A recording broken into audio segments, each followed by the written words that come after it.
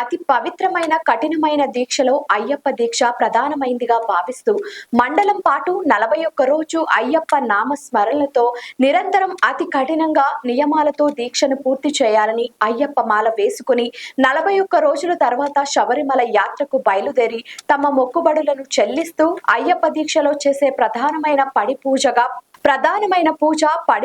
ప్రస్తావిస్తారు.